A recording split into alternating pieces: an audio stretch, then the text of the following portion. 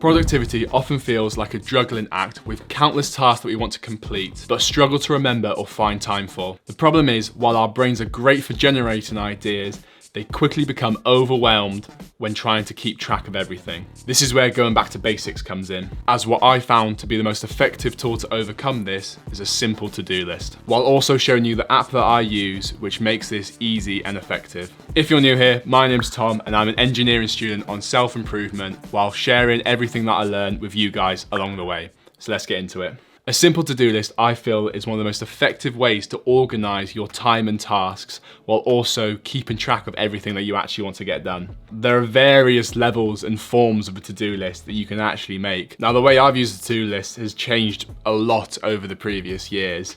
To start with, I just used a simple pen and paper. What I do is before I go to sleep, I get a piece of paper out and I just write down the next day of simply waking up, shower, eat, and then all the essential tasks that you want to do to get your work done. Now this worked really well because I'd wake up the next day and almost be able to just autopilot through my day knowing these are the things I needed to get done.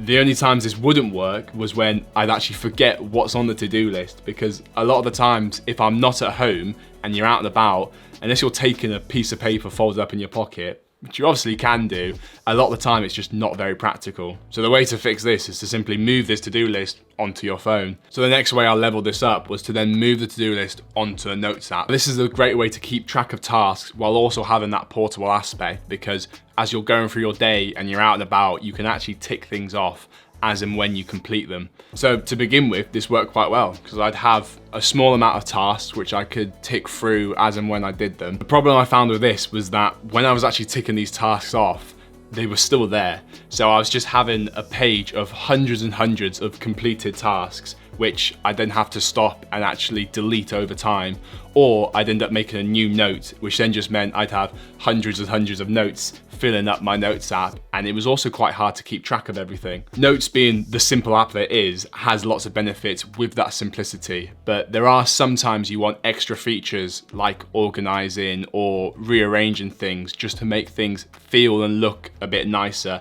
because it actually helps you keep track of everything. The current way I use a to-do list is through Todoist. It's a great app. I think this app is complete in everything that I look for in a to-do list app anyway. So let me show you how I've set this up. The first thing I did when I opened the app is to make a new project for your to-do list. So when you go onto the plus under the My Projects, they actually have templates available which you can use for the to-do list that you want to make.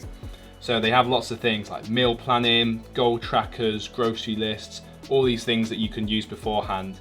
And they have instructions on how to use them and how they've done it basically. So for this one, I'm just gonna go into a new project and we can call this to-do list. We might give it a little heart, why not? And you press done.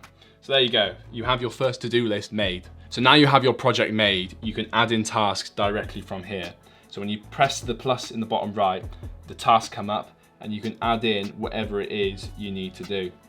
And then press the arrow and it's added to your list.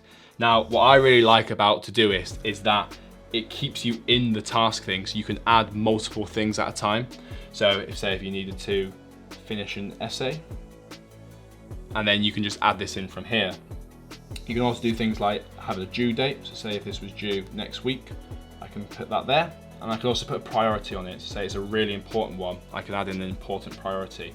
And then this comes in here with the date and priority of it. So say if I was adding in a meeting and this was at Thursday at, I don't know, maybe 3 p.m.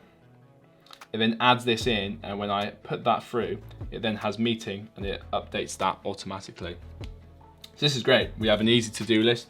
Every time you've done something, you can tick it off and then it removes it from there. So you have a nice clear workspace with all the tasks that you have. Now, you can also personalize this however you want. So you can go into view and you can sort this by priority, say. So if you wanted your most important tasks at the top, you can see this as it going down. So you can see the red finish essay is most important and it goes down to your other tasks. You can also sort it in other ways. So instead of priority, you might want it done by due date. And this means you can see your most important tasks at the top. Something else I really like about this app is being able to organize your tasks into different sections.